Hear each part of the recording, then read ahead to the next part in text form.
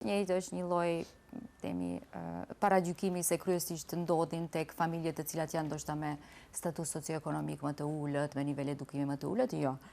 Do të thotë hasim në të gjitha shtresat edhe nivelet shoqërore.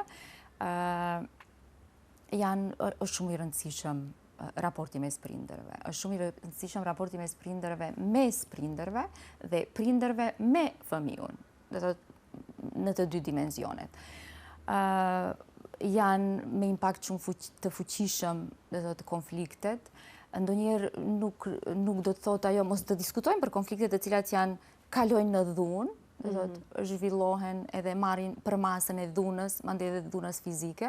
Megjithatë, konfliktet edhe si konflikte, do të thotë si konflikte në kuptimin e argumentimit edhe debatimit me ndeshjes së argumenteve, do të thotë me zë më të lartë, ose thjesht debatim për sjellje të një vendimi i cili ka të bëjë me familjen, kur ajo është me intonacion të lartë, kur ajo është e vrasht dhe si ka impakt te fëmiu. Fëmijët, varësisht prej moshës, do të thotë më të vegjilit, ata përjetojnë sikur ata kanë faj. Do të thotë ajo që ndodh mes, do të thotë kthehen nga vetja dhe okay, çfarë është ajo që bëra unë, rikthehen edhe bëjnë lidhshmëri ndoshta me ndonjë koment fëmijëve ose me ndonjë kërkesë që ata e kanë bërë që nuk ka lidhje ndoshta me vetë tematikën e konfliktit.